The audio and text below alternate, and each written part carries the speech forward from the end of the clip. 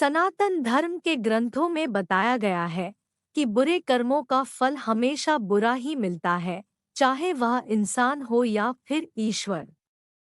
इसका एक उदाहरण माता सीता का है, जिसका जिक्र रामायण में किया गया है। इस कथा के अनुसार माता सीता को एक तोते का शाप मिला था, जिसकी वजह से उनको भगवान राम से अलग रहना पड़ा।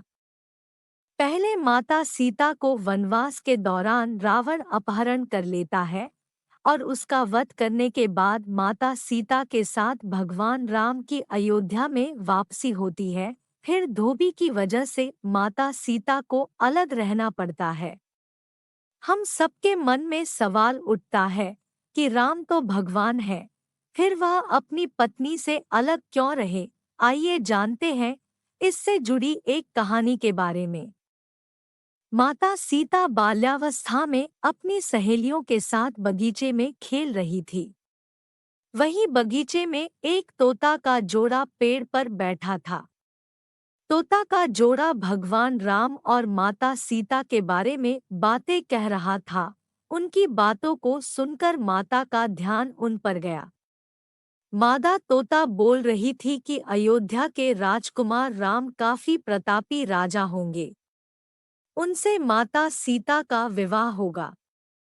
तोते के मुख से भावी पति का नाम सुनकर माता सीता अचंभित हो गई।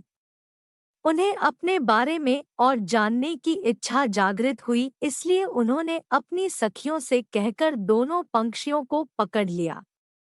फिर उन दोनों को पूछा कि भविष्य के बारे में इतना ज्ञान कहाँ से प्राप्त हुआ।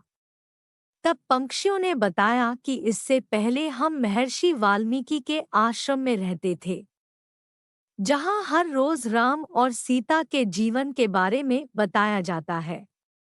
इसलिए उनको दोनों के बारे में हर चीज कंठस्थ याद हो गई है।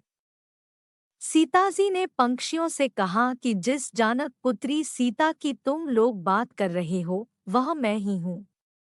मुझे मेरे और राम के बारे में और भी बातें जाननी है।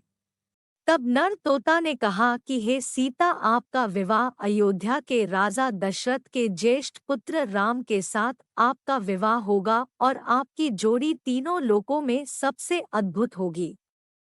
सीता जी सवाल पूछती रही और दोनों तोता जवाब देते रहे।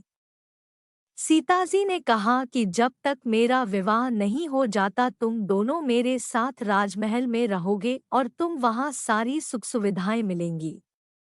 सीताजी की बात सुनकर तोता का जोड़ा घबरा गया।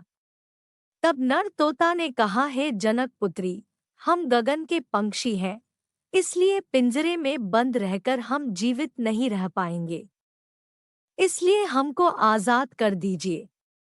तोते ने इसके लिए बहुत याचना की। तब सीताजी ने नर तोते को छोड़ दिया, लेकिन मादा तोता को नहीं छोड़ा और कहा कि यह मेरे साथ रहेगी।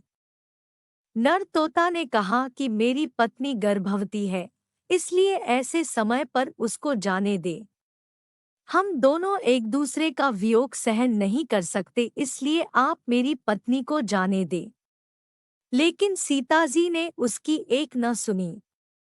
इस पर मादा तोता को बहुत गुस्सा आया और शाप दिया कि जिस तरह तुमने गर्भावस्था में मेरे पति से मुझको अलग कर दिया है, वैसे ही गर्भावस्था के दौरान तुमको भी पति वियोग सहना पड़ेगा।